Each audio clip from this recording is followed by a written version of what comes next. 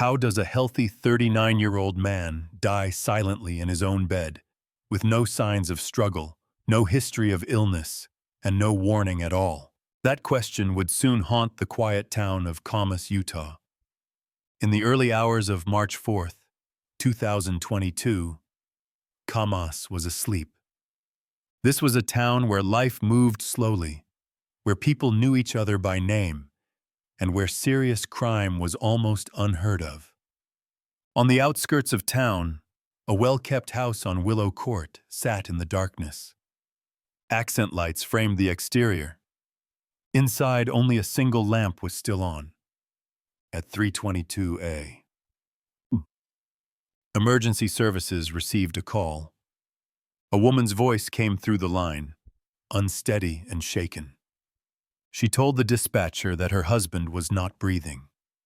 She gave the address: 282 Willow Court. The call was logged as an urgent medical emergency. An unconscious person. 8 minutes later, paramedics arrived. They found a man lying at the foot of the bed. He was 39 years old. His name was Eric Richens. He had no pulse. His skin was cold.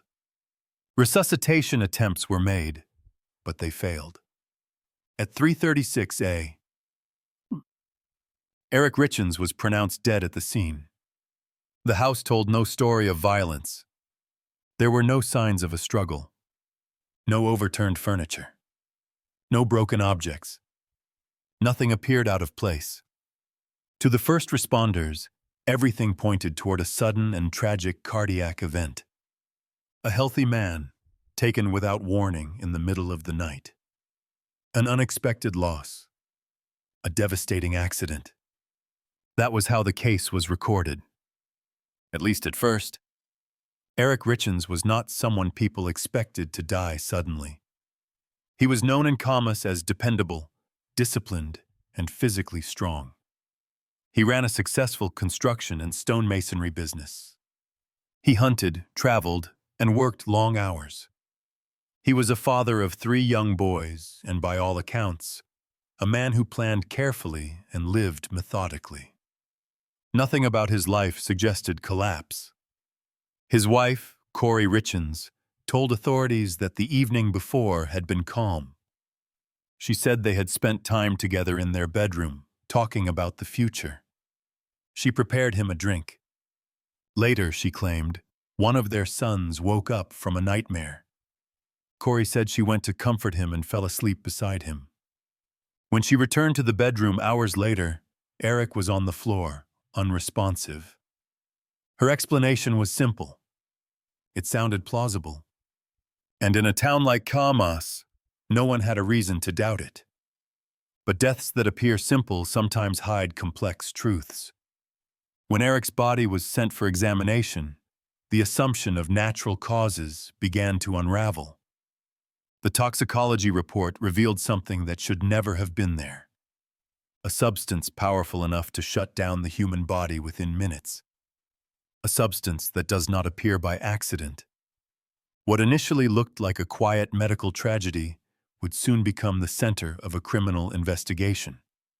One that exposed deep financial conflicts, disturbing warning signs, and a trail of digital evidence that could not be ignored.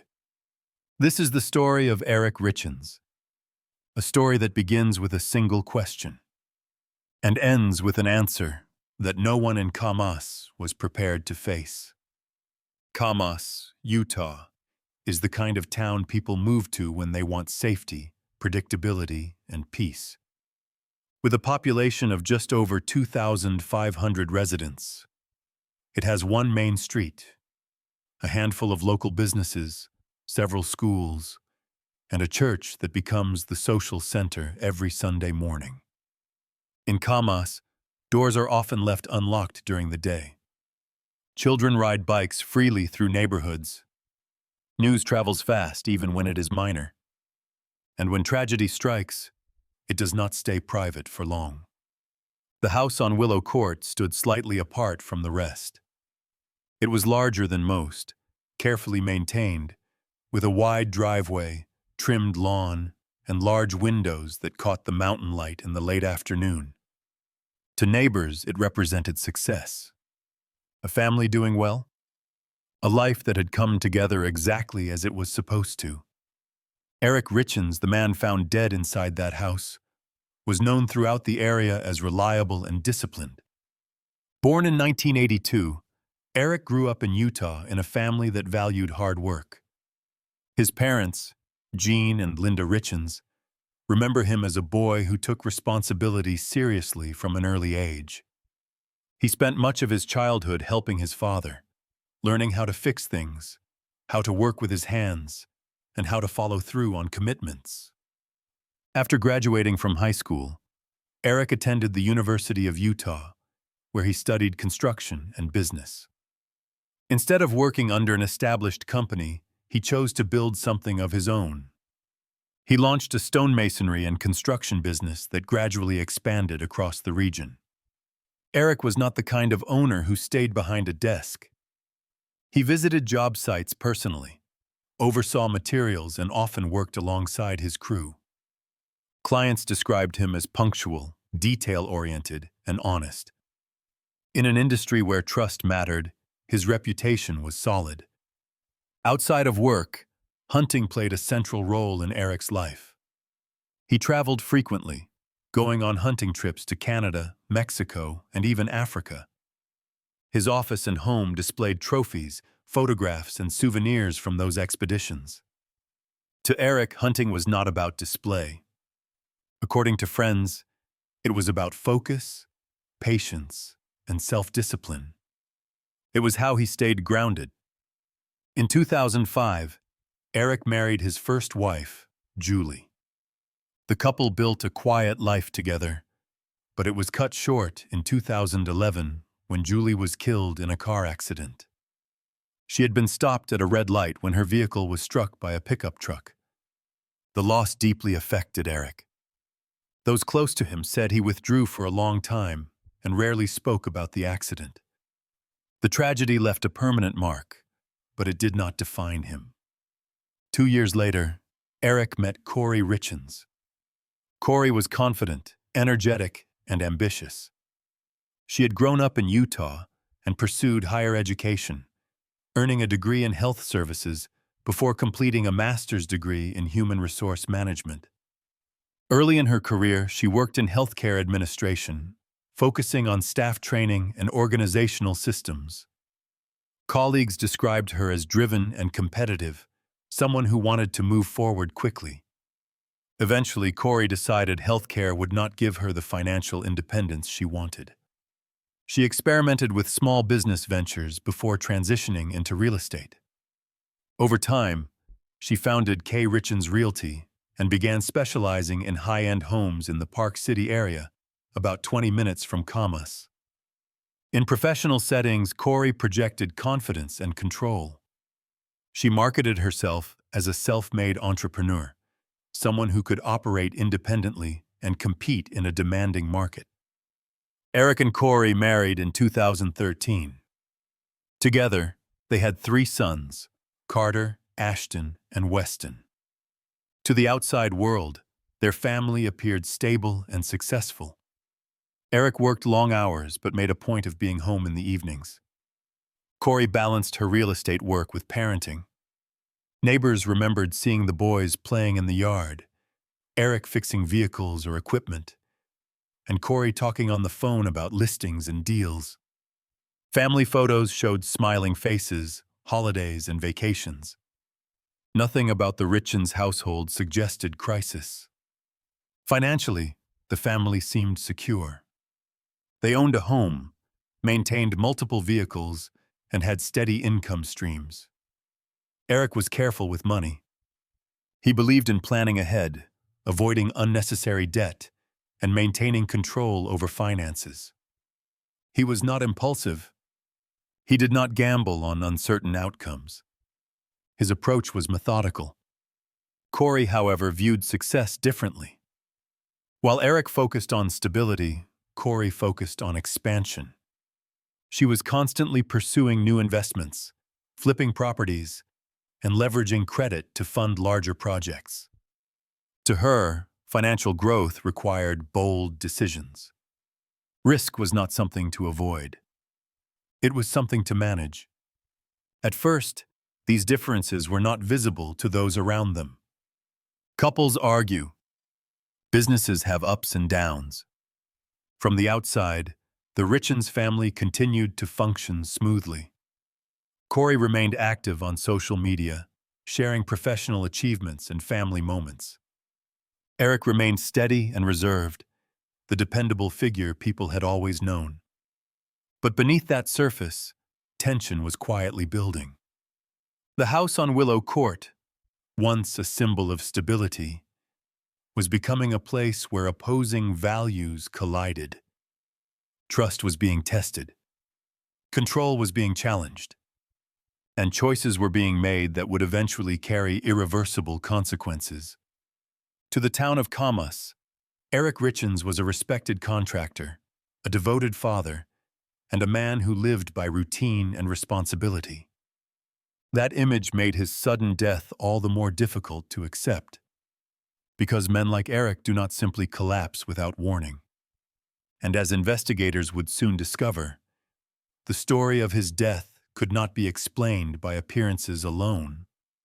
From the outside, the Richens household appeared balanced and prosperous.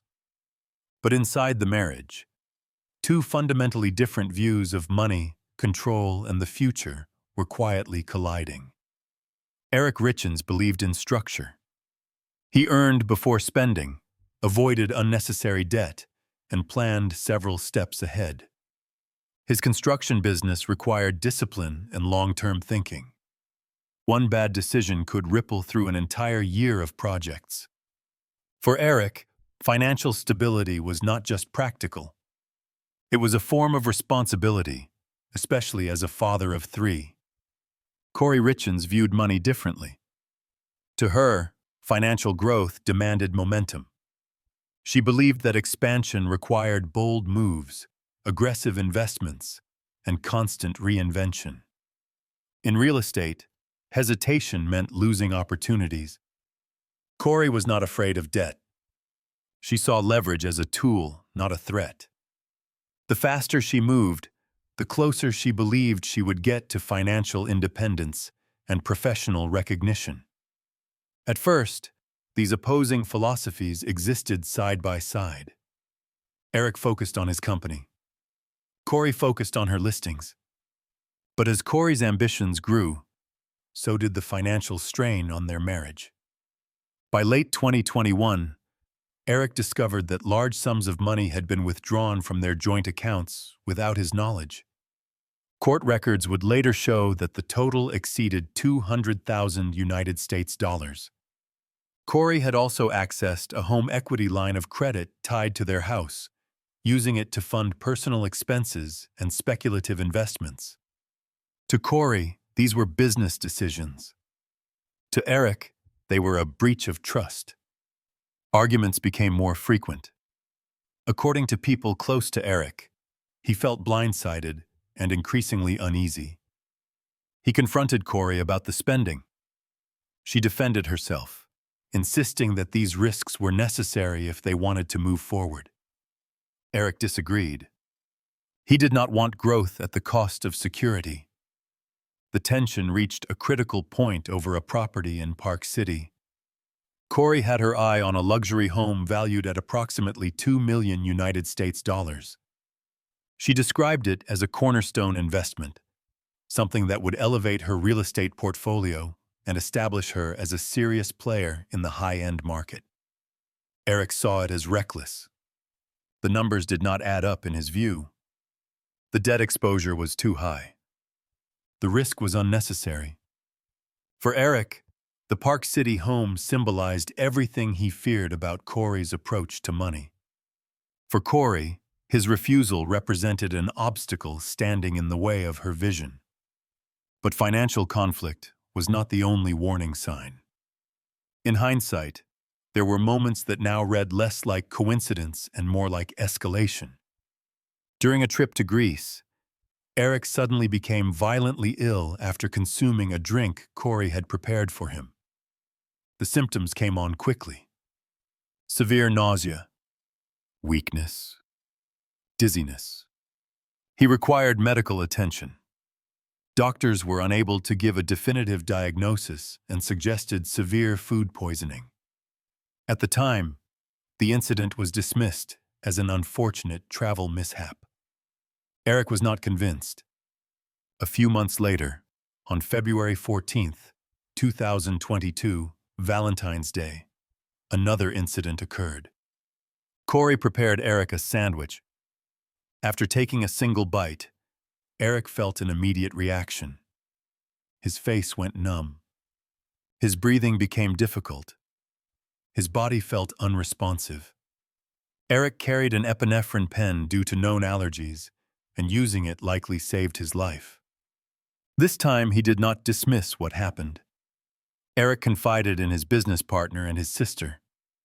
According to statements later given to investigators, Eric told them plainly, "I think she just tried to poison me."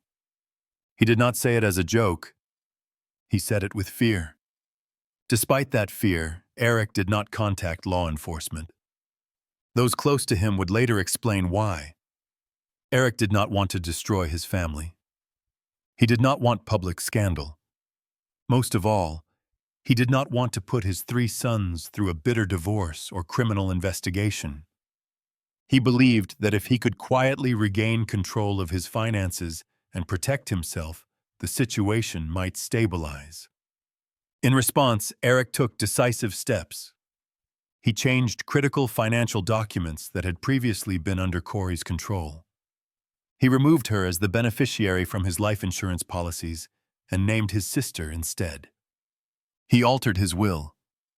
He revoked Corey's financial power of attorney. These were not impulsive decisions. They were calculated actions taken by someone who felt threatened and was trying to limit exposure. Outwardly, Eric continued to play the role of husband and father. But those closest to him noticed a shift. He worked longer hours. He avoided discussing future plans. He appeared tense and guarded when Corey was mentioned. The calm, steady man people knew was still there, but something underneath had changed. He no longer felt safe. Eric spoke openly with friends about his unease. He said he was staying in the marriage for the sake of his children. He believed that leaving abruptly could make things worse. He hoped time would create distance, but the pattern was already set. By early March 2022, the marriage was no longer just strained. It was unstable. Corey continued to push forward with her real estate ambitions. Eric continued to resist financial risk. The Park City home deal lingered unresolved. Trust had eroded, and the warning signs, though visible in hindsight, remained hidden from the outside world. To neighbors in Camas, nothing appeared wrong. The family still lived at Willow Court. The boys still played in the yard. Corey still posted professionally polished images. Eric still went to work every day. But inside that house, the balance had shifted. And when the night of March 3rd arrived, the pressure that had been building quietly for months would reach a point of no return. March 3rd, 2022, began like an ordinary day in the Richens household. There were no public arguments, no calls to police, no visible signs that anything catastrophic was about to happen. That evening, Corey Richens told friends that she and Eric were celebrating a major milestone. According to her, she had secured the purchase of a new home in Park City, valued at approximately $2 million United States dollars. She described it as the beginning of a new chapter for their family. Eric did not share that excitement. Friends later stated that Eric believed the deal was financially reckless. He had refused to sign off on it. But despite his objections, he returned home that night. Whatever tension existed between them, it remained behind closed doors. According to Corey's account, the couple spent the evening in their bedroom talking about their future and their children. At some point, she prepared Eric a drink. A Moscow Mule, his favorite. He drank it. Later, Corey claimed that one of their sons woke up from a nightmare. She said she went to comfort him and eventually fell asleep beside him. She stated that she did not wake again until after 3 o'clock in the morning.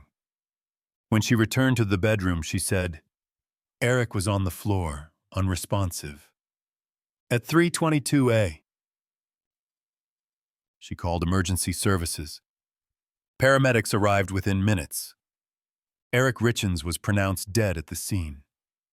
There were no visible injuries, no signs of a struggle, no indication of forced entry. The initial assumption was sudden cardiac arrest. But the autopsy changed everything. Eric had no history of heart disease, no underlying medical conditions that would explain a sudden collapse. As a result, toxicology testing was ordered as a standard precaution. What it revealed shocked even experienced forensic specialists. Eric Richens had fentanyl in his system. Not a trace amount. Not a therapeutic dose. The concentration detected in his bloodstream was approximately 5 times the lethal threshold. According to the forensic report, this level would have caused rapid respiratory failure, followed by cardiac arrest. Death would have occurred within minutes. There was more. The chemical composition of the substance did not match regulated pharmaceutical fentanyl. It bore the markers of illicit, non-medical grade fentanyl. Street fentanyl. The kind that does not enter a person's body by accident. Medical examiners also concluded that the drug had been ingested orally. It had not been injected. It had not been absorbed through a patch. It had been consumed, most likely through food or drink.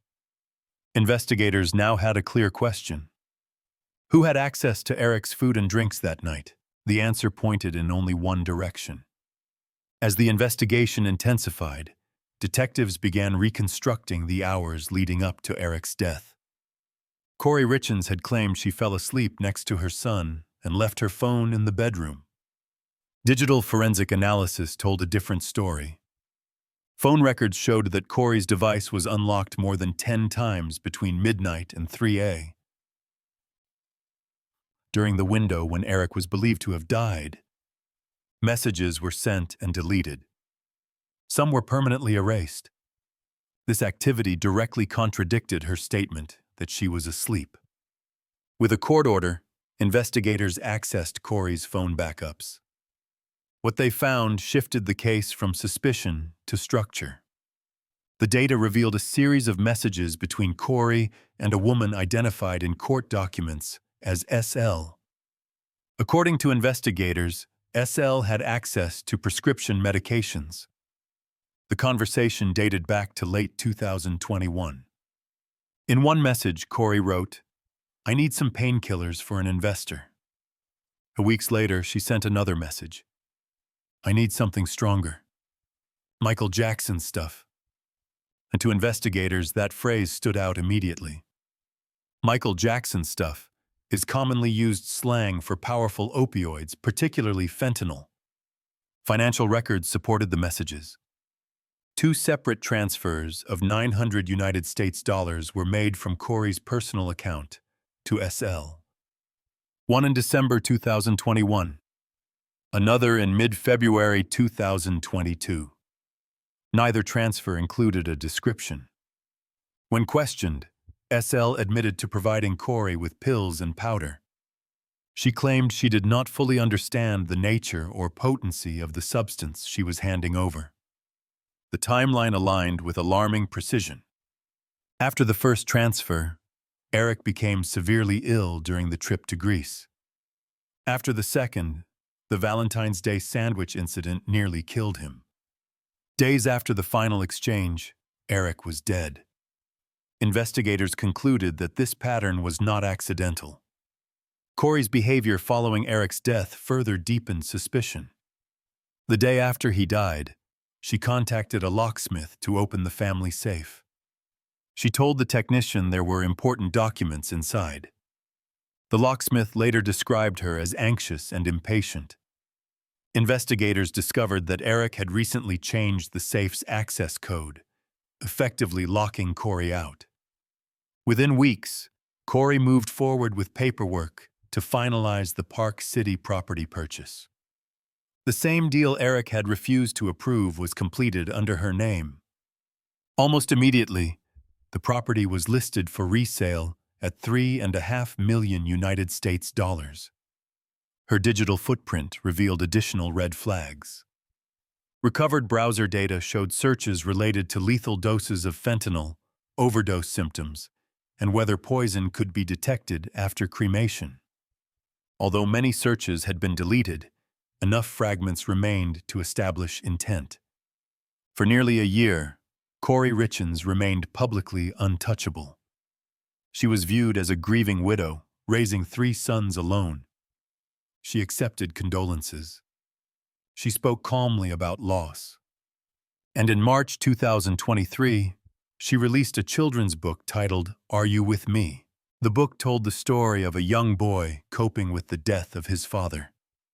In interviews, Corey explained that she wrote it to help her sons process grief. She appeared on television programs, presenting herself as a mother who had transformed tragedy into compassion. The release date was symbolic. March 5, 2023. One day after the anniversary of Eric's death. What viewers did not know was that Corey had not written the book herself. Investigators later learned that she had commissioned it through a ghostwriting company, providing only general concepts and notes. Behind the scenes, law enforcement had completed their work. By May 2023, prosecutors had assembled a comprehensive case. Text messages, financial transfers, toxicology results, digital evidence, testimony. Each piece reinforced the same conclusion. On May 8, 2023, Corey Richens was arrested at her home in Camas. She was charged with first-degree felony murder, fraud, and forgery. Bail was denied. The image of a grieving widow collapsed overnight.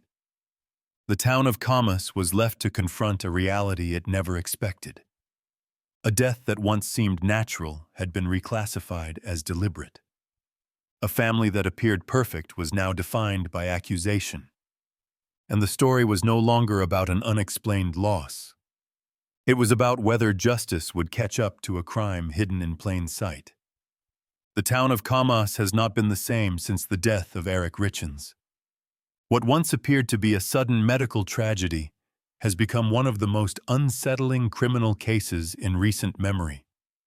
A case that forced a quiet community to confront a disturbing reality. That violence does not always arrive with noise, blood, or visible struggle. Sometimes it arrives silently, hidden behind routine, trust, and familiarity. Eric Richens is no longer remembered only as a skilled stonemason, a devoted father, or a reliable man who built his life with discipline and care. His name is now tied to a question that continues to echo through courtrooms and headlines. How could a man who feared for his safety, who took steps to protect himself, still end up dead inside his own home? For Corey Richens, the transformation in public perception has been just as dramatic. Once seen as a grieving widow and devoted mother, she now stands accused of orchestrating a calculated crime. Prosecutors argue that the evidence tells a consistent story. Financial motive, access to a lethal substance, prior warning signs, digital footprints that contradict her account. Each element alone might be questioned. Together, they form a narrative the state believes is impossible to ignore. Corey Richens has pleaded not guilty. Under the law, she remains innocent until proven otherwise.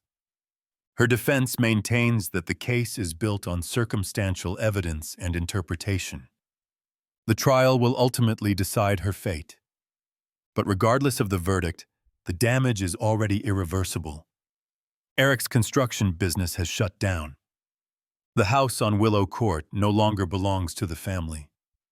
His 3 sons now live under the care of relatives, growing up in the shadow of a case that will follow them for the rest of their lives. A children's book meant to explain loss has been removed from circulation, its message overshadowed by the accusations surrounding its author. In Come Us, people speak carefully now. The Richens' name is rarely mentioned aloud. The story lingers not as gossip, but as a warning. A reminder that appearances can deceive, and that even the most orderly lives may hide fractures invisible to outsiders. This case is not just about fentanyl, money, or digital evidence. It is about trust. About what happens when ambition overrides restraint, and when private conflict is allowed to escalate behind closed doors. It is about the modern reality of crime, where intent is often recorded not in eyewitness accounts, but in messages, transfers, and search histories. As the legal process continues, one truth remains unchanged. Eric Richens never got the chance to protect himself fully. His sons never got the chance to say goodbye. And a town that once believed it was immune to tragedy learned that no place truly is. The question that opened this story still stands. How does a healthy 39-year-old man die silently in his own bed? According to prosecutors, the answer is simple. Because someone he trusted made sure he never woke up.